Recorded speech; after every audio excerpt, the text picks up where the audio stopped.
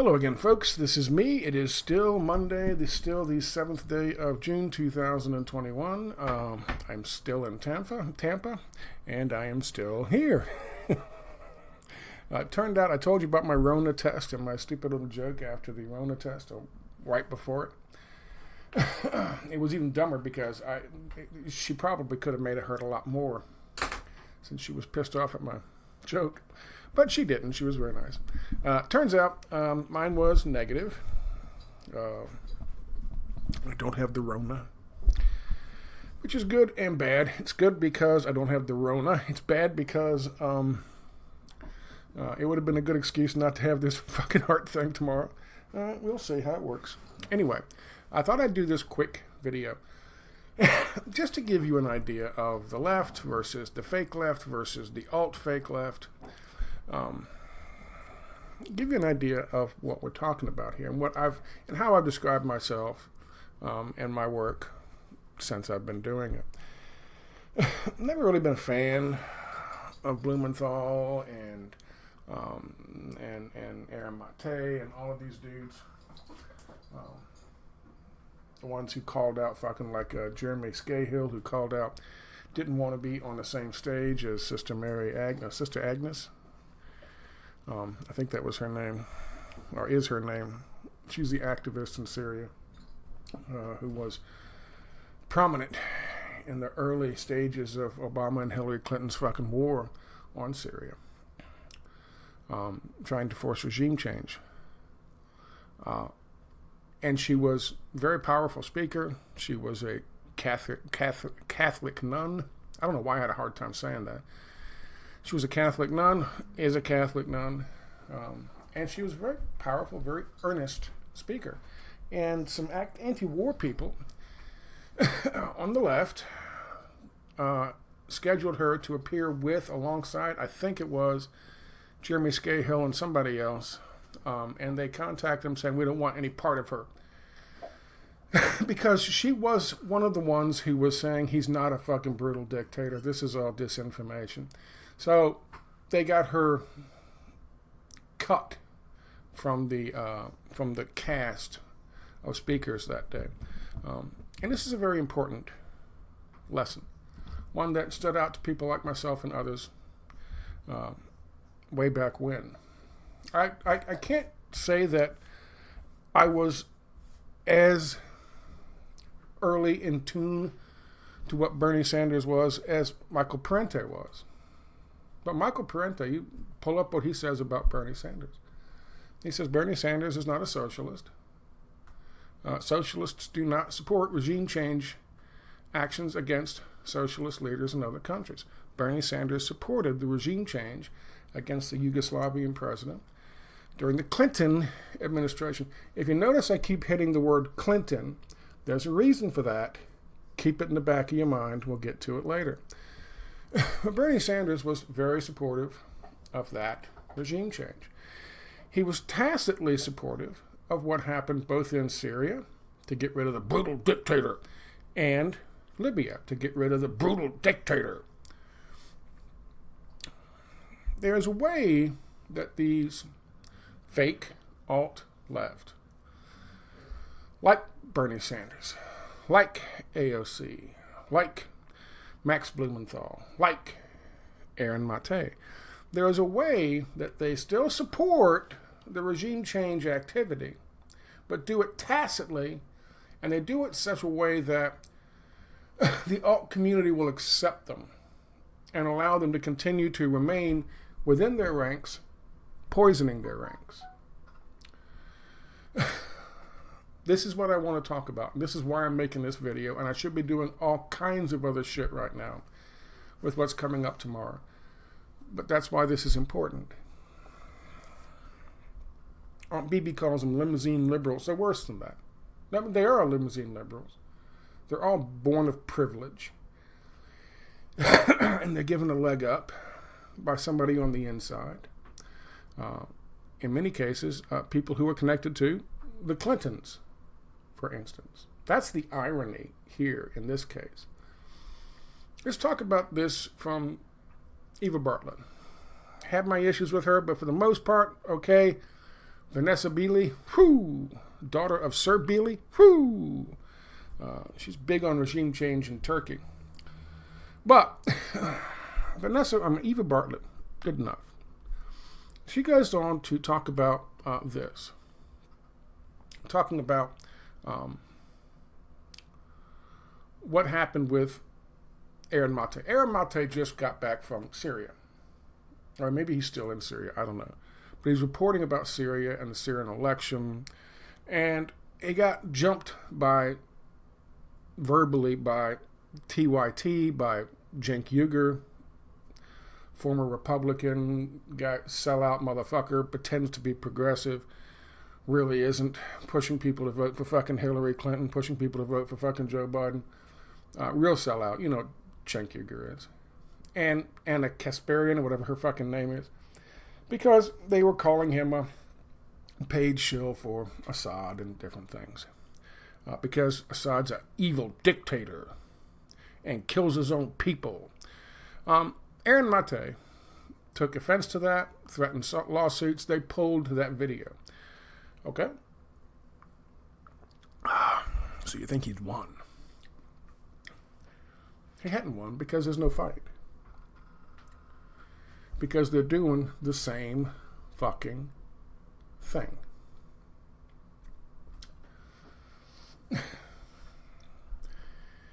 If you know that you have a large contingent, go back to Cass Sunstein, go back to cognitive infiltration. If you know you have a large contingent, either on the right or on the left, who are opposed to a regime change for the oil industry or the central banks or just whatever the business interest is, let's say in Libya, for instance. Or, better yet, Syria. What you need are people who will go into there and they will earn the respect of that crowd, but they will slowly, like through cognitive infiltration, bring them back into the fold. And the way they do this, and Bernie Sanders was a prime example back in when they did this to Yugoslavia. And certainly with Libya. You know, he opposed using the Muslims to regime change to destabilize a country in Yugoslavia and in Libya and in Iraq and Afghanistan and Yemen. He opposed all this. However, it was always important for him to quantify, to say, whenever talking about Assad or Gaddafi, or the former president Slobodan Milosevic of Yugoslavia, evil dictator. You always had to say he was an evil dictator and he was guilty of tremendous war crimes against his own people. You had to say that before you said it's not good that we're hiring Al-Qaeda to go in there and tear people up and kill people and terrorize people and torture people and force regime change. However, he is an evil dictator. If you watch interviews, the few that were ever given to someone like myself or somebody who's really opposed to these kinds of regime change actions, whether they're on the right or the left, the news person who's doing the interview, through the little thing in their ear, keeps hearing the producer say, make him say he's a regime change, he's an evil dictator. But he's an evil dictator, right? Make him agree he's an evil dictator. So, but you agree he's an evil dictator, right? Well, yes, of course I agree he's an evil dictator. Why? Because once someone's been told that somebody is an evil dictator committing war crimes, you go, well, yeah, it's bad that we use Al-Qaeda. Hillary Clinton admitted we use Al-Qaeda, boys and girls. She admitted they're our goddamn creation. Hillary Clinton, once again. We'll get back to that. Once you do that, you make them ready for, okay, well, we'll just kind of turn a blind eye to this one and let it pass and let it go. We're not going to really come out there and protest. Stop doing this shit to fucking Libya. Because Muammar Gaddafi is an evil dictator who kills his own people and gives his soldiers Viagra to rape the women. So we'll just kind of, okay, we'll just let it go, because they're also hearing it not just from the mainstream media, but also from the people who are saying, like Max Blumenthal, like fucking Aaron Maté, like Bernie Sanders. People they expect to be anti-war and anti-regime change, and yet, it's a given fact, this is what these leaders are. Ergo, we're not really going to come out in force to try to help stop this action. That's classic. That's classic. That's cognitive infiltration. They have wormed their way in to this group or these people, either online or in reality, in physical form. But they are keeping that message in people's minds. Yeah, it's not good that we're doing this with Al-Qaeda and hiring terrorists, and didn't they do 9/11? But he's an evil dictator. They are doing this over and over and over again. Eva Bartlett writes, quote, people have a hard time understanding that Assad has mass support, which is exactly what Aaron Maté said in this recent interview I'll play you a few clips from. She goes, yeah, Aaron, that's what you did to your fake, well, because he's been so demonized. That's what you did your fake 180 on Syria. And she shows an old tweet from August 2019. Aaron Maté, we agree it's unjust, talking about the fucking regime change action. I never said otherwise. I agree Assad is a mass murderer, but I also think condemnations of him are worthless unless acknowledged he committed those atrocities fighting a proxy war against other mass murderers waged by U.S. and its allies. The most important thing there for Aaron Maté to do is to instill the idea that he's a mass murderer. He has done this over and over and over again. This is 2018. Aaron Maté. Assad regime is brutal and guilty of massive war crimes. Because we had a proxy thing to overthrow it, so he's still opposed to the proxy efforts to overthrow Assad, supposedly. However, his regime, interesting choice of words, is brutal and guilty of massive war crimes.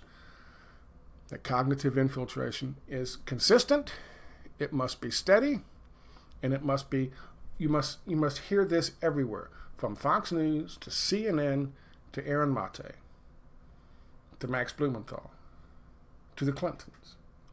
You must see this repeatedly, and it started in 2011 and hasn't stopped since. They were more on the side of regime change until they did the 180, when it turns out Assad's won, and they're not going to force a regime change or be able to. But this is what we're talking about. And he's still doing it. He's still fucking doing it. In this tweet, Eva Bartlett points out that the presidential elections that just took place, that Aaron Maté thinks they were a sham. Aaron Maté replies that he doesn't think she watched it. I said that I am not an election monitor and can't call this vote democratic given that government approves candidates, but I explicitly rejected calling the election a sham and called people who do so a joke who erase Syrians who back their government, end quote. So he picked that clip to counter what she had to say.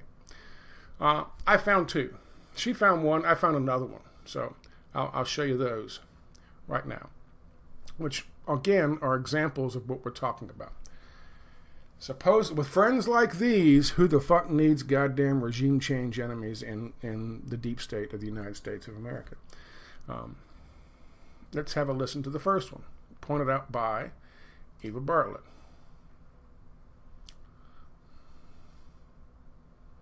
And our own. And when they call it a sham election, it's true. Again, I'm not going to call this a democratic election. When they call it a sham election, it's true. I'm not going to call it a sham democratic election. He just said anybody who calls it a sham election is a joke. He just called it a sham election. He just called it a sham election. People who say it's a sham election, it's true. The fuck does that mean? That means he's calling it a sham election. I'm also not going to call our election really a democratic election. The point is, though, in context, does Assad have popular support? Undoubtedly he does. Okay. Let's move forward to the 1523 mark, shall we?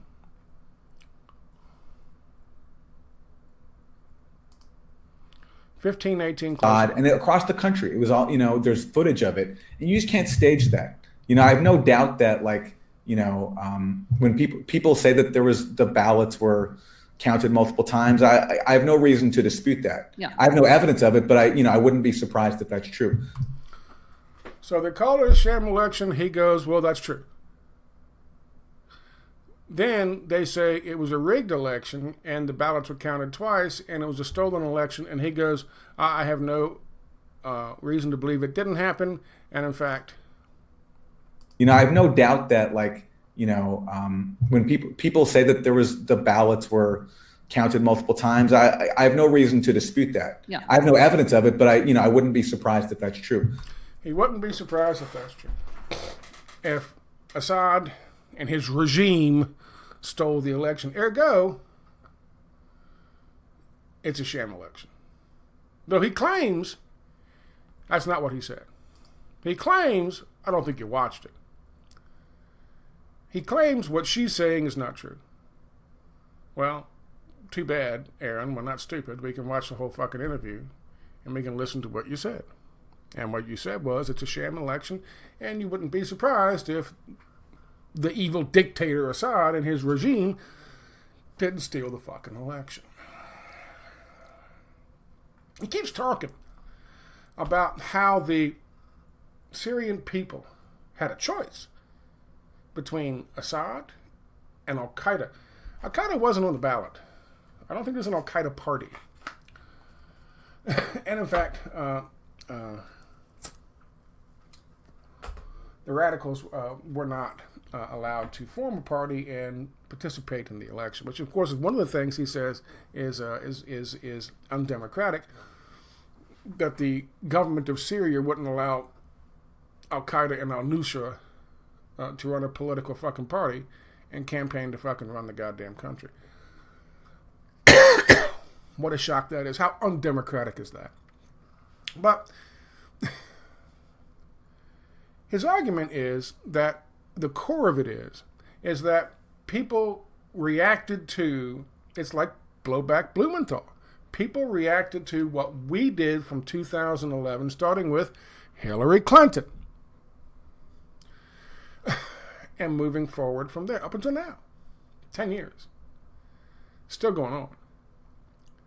And that as a reaction to that, they turned to Assad, the evil dictator, who's guilty of massive war crimes, according to him, and killing all kinds of civilians.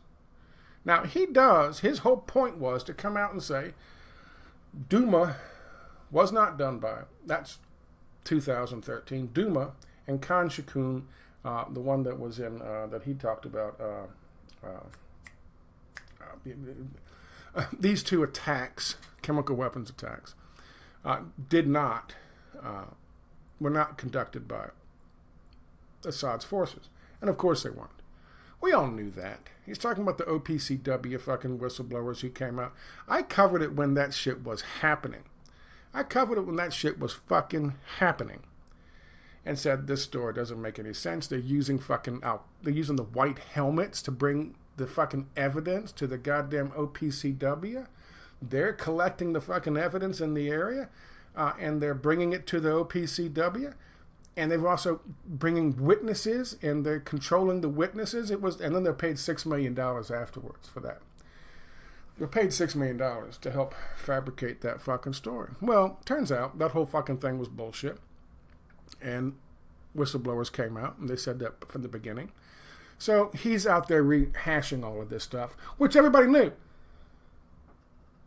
He's not doing anything for anybody, except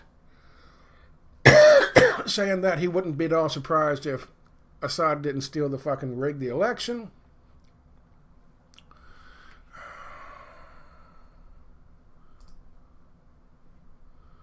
And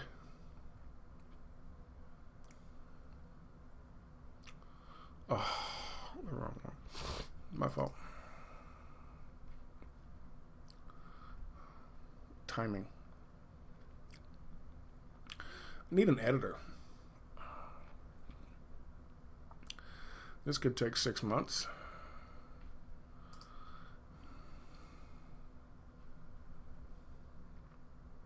And our own. And when they call it a sham election, it's true. Again, I'm not going to call this a democratic election. I'm also not going to call our election really a democratic election. The point. It's a sham election. So that's what he's doing over there now.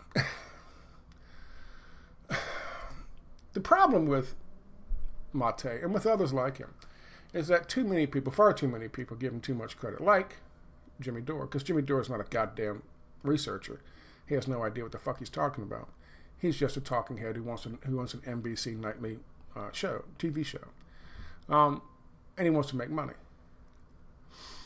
This is Aaron Maté talking about this wonderful picture, wishing him happy birthday less than a year ago, 6 months ago, to his main man, Max Blumenthal, because he happens to be with Roger Waters and Chris Hedges. Roger Waters, say what you will. Chris Hedges, yeah. But there he is. Credibility, clout, by association, taking his pictures. Unfortunately for Aaron Maté, that's Sidney Blumenthal with Max Blumenthal, his son. If you don't know who Sidney Blumenthal is, Sidney Blumenthal was Hillary Clinton's fucking hatchet man. And he was loyal to them, and still is, probably. Even when it came to framing or suggesting that, or putting out the news to McClatchy and others, that back in 2008, Barack Obama might not even be eligible to run against Hillary Clinton in the fucking primaries because he wasn't born in the United States. He was born in Kenya. That came from not Donald Trump, not fucking the birthers back then. That came from fucking Hillary Clinton. That came from her camp. And that came from Sidney Blumenthal. Blumenthal is a nasty, nasty little fucking power monger, behind the scenes power player in Washington, D.C. Quote, for those of you who don't remember the 90s, Sidney Blumenthal is a former writer for the New Republic, Washington Post, New Yorker, whose devotion to the Clintons was too much even for his fellow journalist. He was eventually traded in his status as a quasi-Clinton apparatchik for official Clinton apparatchik, taking a job at the White House. He was noted for his conspiratorial thinking and nasty, highly personalized whisper campaign politics. Barack Obama was born in Kenya. Much can be learned about his smash-mouth style by studying the social behavior of the spotted hyena. Here we are in 2015, when everything is old is not new again, but is tiresome and toxic as it was 20 years ago. Ultimately, Blumenthal isn't the issue. What's interesting isn't the suckerfish per se, but what it tells us about the shark. When the Obama team went with Hillary Clinton as Secretary of State and undertook a high-stakes experiment never before attempted, could it hire a Clinton and, with enough rules and constraints, force him or her to act in a manner above reproach? The Blumenthal affair is yet another indication that the answer is a resounding no. Then White House Chief of Staff Rahm Emanuel reportedly had Blumenthal banned. For what else? Spreading harsh attacks about Barack Obama during the 2008 primaries. Emanuel's edict would have seemed to bar Blumenthal from serving Clinton while she was Secretary of State, but alas, but as a poet said, you can drive nature out with a pitchfork, she'll nevertheless come back. Blumenthal happened to be sending Hillary memos about Libya at the time that he was in league with people trying to make money in Libya. And that, of course, is the issue with Benghazi, which I have talked about extensively. And of course, Max Blumenthal was brought into that and used as the reporter who explained that the video was what caused these people, our fucking assets, our goddamn proxies in Libya, to attack the consulate, that would justify expanding the war against terrorists in all of North Africa and many other countries in Africa, which is what they wanted to do, and exactly what Barack Obama and Hillary Clinton did. Sydney fed him some bullshit fucking story. He dutifully posted it. Hillary Clinton, whom he works for, then, as soon as the attacks took place and an ambassador was dead, she pointed to Max Blumenthal and said, see, here's the reason it was this fucking video. Which, of course, it wasn't. The whole thing was fucking staged. Max Blumenthal played a role in that. Okay? That was his job. Now, let's get back to what we're talking about with Aaron Maté and his best buddy. He's so enamored with this guy. Max Blumenthal. Syria.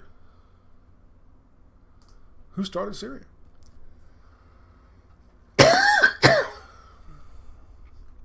Sidney Blumenthal's master, Hillary Clinton.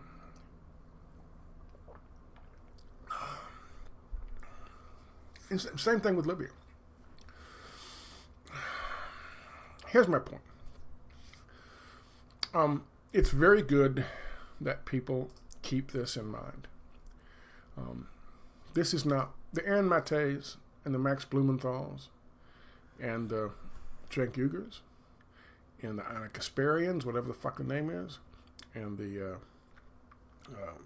who's that other one? Fucking I mentioned his name earlier. I don't remember. Fuck it. This is not the real anti-war left.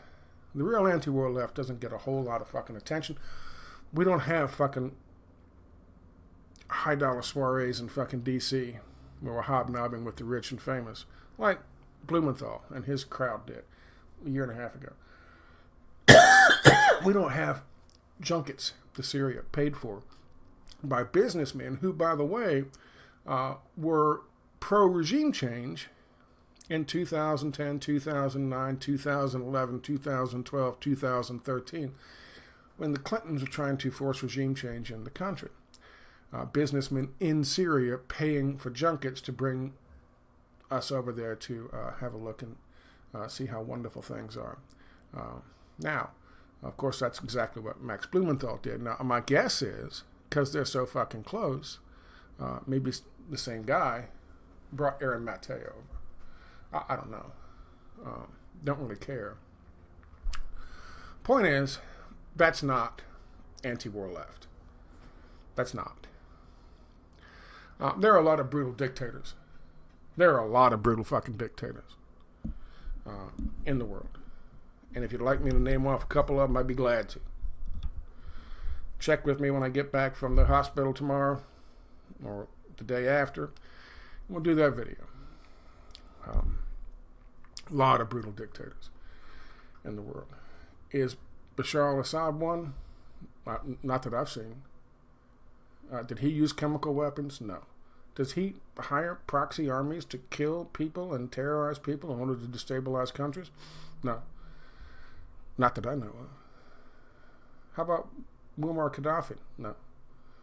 Was he relentless when it came to dealing with traitors and people who were trying to fucking force him out? Sure. But was he a brutal dictator? Not that I'm aware of. Did he drop atomic bombs on fucking cities? No. So, in terms of this, and of course, his subtle little undermining of not only their leadership, but also their elections.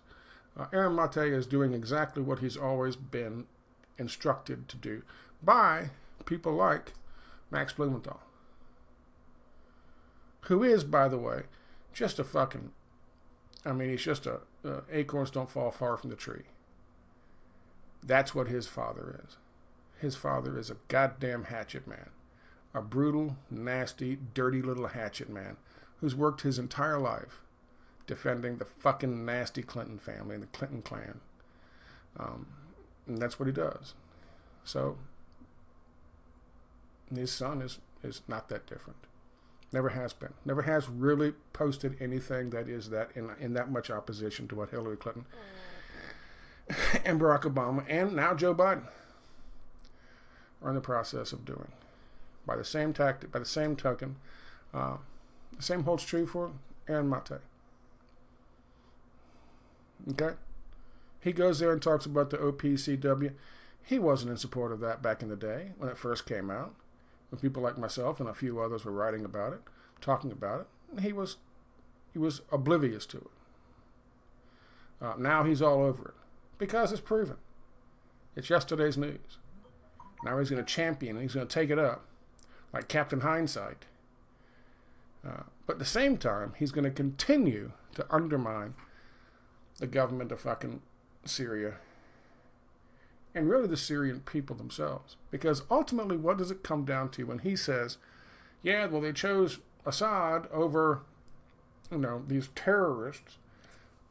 Ultimately, you're saying that the Syrian people chose to be led by, according to him, a brutal dictator who's committed war crimes, killing them with chemical weapons or with other means, maybe not chemical weapons, but by other means. What does that say about Syrians?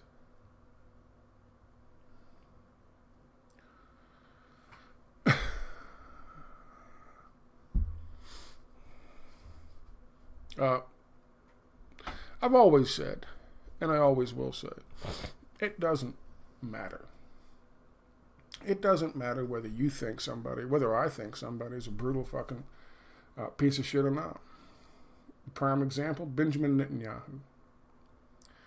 Doesn't matter what I think of that racist, criminal, murderous piece of shit. Doesn't matter. He was rightly elected by the people of fucking Israel. Now that can tell you a lot about the people of Israel, at least the ones who voted for him. They haven't in the last 3 or 4 years. He's been clinging on to power because they can't hold a fucking election that yields good results, sufficient results to fucking form a government. He's out now. Finally, they came together and said, he's done enough fucking damage to the reputation of Israel across the fucking world. We got to get rid of this piece of shit. The only reason he's still clinging to power is because he knows he'll be fucking convicted. You can't fucking convict a goddamn seated prime minister in Israel. So he knows as soon as he loses office, he's going to be convicted. And all this shit's going to come out. They let him stay for 3, 4, 5 years. Beyond his fucking term, his last term in office. They should never have done that. But to their credit, they've now formed a coalition with 5 fucking parties. And his ass is out. As much as I look at that and say, that's just fucking crazy, Benjamin Netanyahu should be gone. It's not my fucking place to say that. It's not Lebanon's place to say that. It's not Iran's place to say that. It's not Palestine's place to say that. It's not Washington's place to say that. But that's what he is.